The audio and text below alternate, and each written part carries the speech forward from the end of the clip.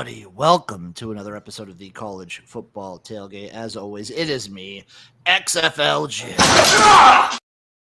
Joined by the man himself to my right over here, technically, Chase, Lupine Fiasco, Sessoms. And below us, we have the man himself. It is Erik, a.k.a. Uncle Rico. Wow. Very nice. Wow, indeed. Yeah, Erik. It's a beautiful bird. Majestic. I feel like that fits you. Thanks, was that a chicken hawk? Was that really a chicken hawk? I think it was a red-tailed hawk, I believe. All I know is Mac 10 had a great song back in the day called Chicken Hawk, and that was my ringtone for a solid 3 years. That's good. That's a deep cut right there, and I appreciate it. I appreciate everything that you just told me there, Uncle Rico. Boys, we have a small Friday slate to get us ready for the giganticness that will be Saturday. I think this is you dip your toe in. You dip your toe into Friday. You dive head first into Saturday. Are you boys ready to dip your toes in? I'm ready to get dirty. Yeah. Oh, ready to get dirty. I kind of like the sound of that. That's hot. I'm going to dip my toe in. I'm going to swirl it around a little bit. Just a little swirl. Ooh. Let's get into it. Dip our toes in together, make a nice human soup, and talk about some Friday college football. Starting off, we have Lehigh at Army. Army is a 32.5-point home favorite. Over-under is 47.5. Anybody touching this one? First game of the day. No. Chase. Oh. Chase. Lay it on the people. You know, I have an alter ego, Jim, and that alter ego is the unders taker. And what the unders taker likes to do is take the unders and tombstone the fun right out of these games. I'm taking the under 47.5. This is a style play, if you will, which is Army plays a run-heavy style that's going to eat up clock. I don't see Lehigh really giving them much trouble and putting up very many points. And I don't trust Army to score 48 points on their own. So I really like the under here, 47.5, and just plan on a lot of running clock. I like that play, Chase. Also, just as an aside, I'm watching – we're pre-recording this one. I just watched the new Big Ten map commercial that they have from – now it's got like USC, UCLA, Oregon, and Washington on there. It's beautiful. It's absolutely beautiful. Chase, I think Army's defense will be enough. Lehigh's an interesting FCS school. Again, this is similar location. Patriot League team playing against a team up north. I love the under here. We'll come back to that one maybe later for the people. Up next, we have Temple versus Oklahoma. Oklahoma is a 42-point home favorite. Over under 57.5. Anybody touching this one? Anybody? Erik, you touching this one at all? No. Not at all. You just can't bring yourself there? Oh, what? No, not at all. Not at all. For which side? Either? No. Well, I am, because I am betting the Oklahoma Sooners minus 42 against this dog shit Temple team. You know what they did week 1 last year against what we assumed what got better but was a dog shit Arkansas State team? 73-0. This Oklahoma lives to just beat up terrible teams, and Temple will be a terrible team. Give me Oklahoma. They win this one like 50-0. So you're going to be that guy with the Oklahoma minus 42.5 ticket in your pocket. Yes, I will. I will gladly be the guy with the Oklahoma minus 42. I might take an alternate line, bet a minus 48 just for the hell of it. There you go. This is also that's a way to handle it. Hey, buddy, shoot or shoot, man. You know, I think Temple's just going to be absolutely awful, and Oklahoma's just they want this tune-up game. Florida Atlantic, Michigan State. The Spartans are 13.5-point home favorites. Over-under is 45, plus 500 on the money line for FAU. Tom Herman came out and had some words about Michigan State. Oh. He said that the Michigan State Stadium was way louder than the Big House.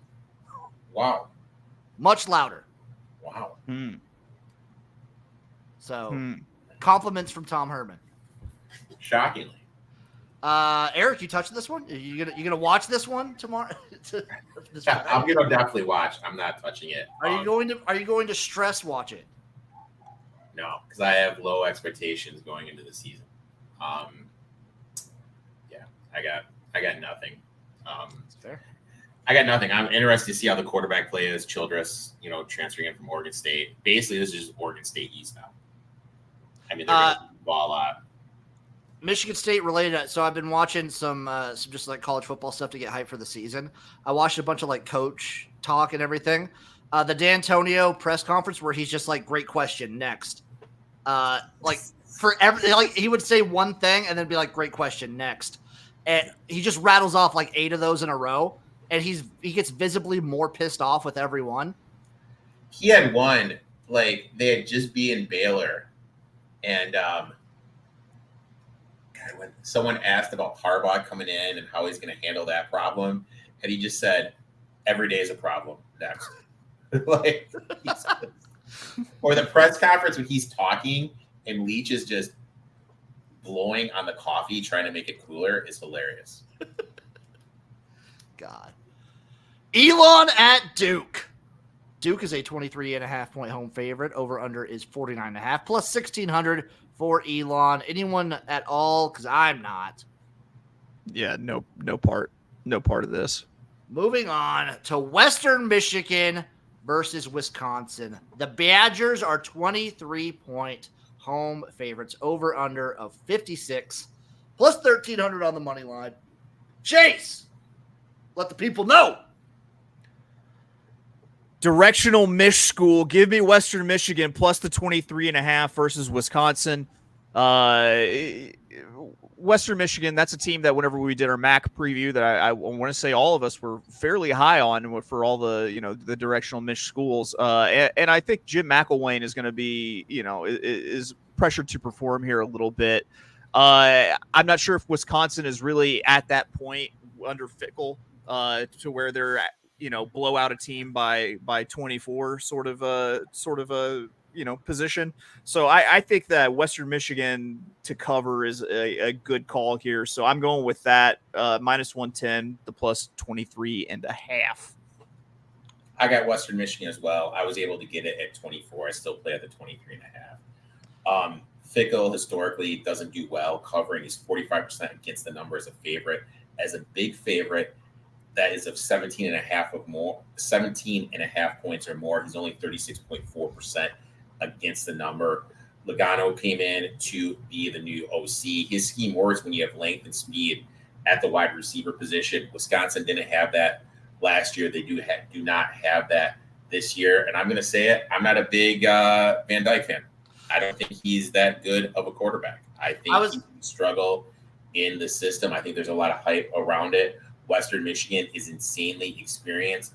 Broncos have the size on the offensive line to give Wolf time. They looked insanely better when Wolf came in. Wisco's offensive line is down this year compared to years previous. Western Michigan has the size on the defensive line to create pressure with Van Dyke. Look, Western Michigan's second year in Taylor's system. I think they're going to take a step forward. I think this team is going to win the MAC. I think even though historically speaking, the MAC does struggle early on against the Big Ten, I think this is a great spot where you can get at one of those teams returning a lot of production, has experienced quarterback, second year in the system, has size in the trenches. I'll take Western Michigan plus 24. Anybody thinking about sprinkling a little bit on that plus 1,300? No. See, they don't even have where I'm looking at, they don't even have the money line offered. So that makes me kind of want to take it if it does show up, but I'm not going to. I'm just taking them to cover.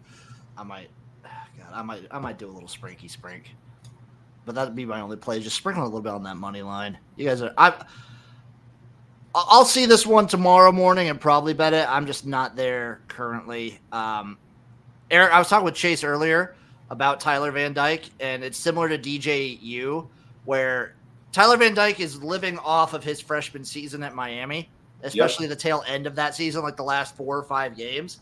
Never been back to that level since. 100%. He's completely struggled. I think he's a hype train. This offense is supposed to be a high offense. Did May make him? Did May make the OC? You know what I mean? Like with May, an NFL caliber quarterback, did he make the OC? No, well, it's also like you're changing everything about what Wisconsin's been for the last 30 years. Yeah. And you're trying to go after different kinds of receivers. They never went after like full speed guys. But I mean, like, sometimes like you have a team that's just where Wisconsin is, you should play a certain brand of football. Also, like, I was gonna say also with that is if it doesn't work right away, the entire fan base just wants to go right back. I mean, Rich Rod came into Michigan and he tried to change the whole thing of Michigan, make it that fast-paced offense, smaller guys, and it just struggled, and they ran him out of town so quickly here. This is a big season for Fickle in Madison. Last game of Friday, TCU, Stanford. Stanford is a 9-point home dog. TCU is a 9-point home, like, road favorite. Over under 60.5, plus 300 on the money line. Erik, I know you got something in this one. I got something in this one. Chase, you rolling? No, man. I'm just going to sit back and watch cheer for you guys, I think. This will be a fun one. Erik, what do you got? I'll take Stanford here. I took the plus 9.5. I got my plus 265 on the money line. TCU struggled defensively last season, and they're switching defensive systems to have 4 down linemen, and their best down lineman, entered the portal in the spring. So their best defensive lineman from last season, he is gone. And last season, they did not get in the backfield, I think they had a handful of tackles for losses. I don't stand on the top of my head. When switching systems and losing your best defensive lineman from last season, I don't think that's going to change. It's very, very, very small sample size. But the coach Taylor from Stanford, he has done well when he has extended periods of rest. Granted, this is only a second year. It's only been 2 games. We need to remember last year against Hawaii, he went to the island and destroyed Hawaii on a long break. Then off their bye, they went to Colorado and they beat Colorado. Again, small sample size, but 2 games, he's showing us with time he can plan. TCU's DBs are awful. Stafford has a sneaky wide receiver group. I think they're going to be able to move the change, return 10 on offense. They do a lot of pre-snap motion against a team who lost its best player and whose defense is switching schemes. I think this is going to cause a lot of misdirection, a lot of open wide receivers in the flat. Daniels is one of the best quarterbacks you haven't heard of. I think Stanford is live here. I took them 9.5 and plus 265. I also think TCU's coming in with all of the pressure. They're still riding off of the national championship appearance. They still have that expectation, and the way they performed last season, I feel like a lot of people are looking for them to bounce back quick. Stanford's playing loose and free. If Stanford just shows improvement, I feel like everyone will be happy there. And I kind of like playing that angle. Their offense is loopy too. You know what I mean? They have a loopy offense, and when you play a team that really isn't that good defensively, yeah. That is why I'm on Stanford plus 9 and the over 60.5. I think we're going to get some weird pointy action in this game. I think it's going to be a great way to end your Friday night slate. I mean, and 43% as a favorite, Dykes on the road. Yeah, that staff's being a little weird too. It's just being a little wonky. Boys, any parlays, round robins? I know it's a small slate, but did we squeeze anything out of it? I got nothing. You got nothing? Yeah, too small of a slate. I'll cook something up though tomorrow for Saturday. You know what? It's not too small for an all slate teaser. Jesus. 6 1, 2, 3, 4, 5, 6 team teaser. Lay it on. Let me see if I can play guess that teaser. Okay. Lehigh plus the points. No. Oklahoma You minus teased the up point. I teased the total. You teased the Army total up or down? Up to 53.5. You teased Oklahoma down. Yes. to 36. Oklahoma minus 36. You teased Michigan State. You teased the total of Michigan State up. No, I teased Florida Atlantic plus 19.5. You teased the total in Duke up. No, I teased Duke minus 17.5. You teased Western Michigan up. Correct. Western Michigan plus 29. And you teased this is tough. I'm gonna say you teased Stanford up, down. Yeah, no, I teased them plus 15 over the key numbers of 10 and 14. What does that play? Plus 200? What are you talking about? Plus 200? What are you saying? Plus 600. Oh, Jim, I love you, man. Plus 600. I love you, Jim. Tell me how it fails. Tell me what kills it. Probably The Duke FAU against Michigan State. The Duke game. Trick question. It doesn't. It doesn't. Damn right, Chase. You're damn right. I mean, dude, like, you hit last week's teaser at plus 300. Did you do one for Thursday night's game? I did one for Thursday, but we're pre-recording this, so we don't know for sure. I'm going to say it hit. I'm 2 for 2, about to make it 3 for 3, and I go 4 for 4. We will see Saturday morning. Tune in to the big show. The big show. Follow this man, Adam Oakland, on Twitter and everywhere else. Follow this man at eTop2 Sports everywhere else. Follow me at XFL Jim. We love you guys, and we will see you tomorrow, Saturday, for the big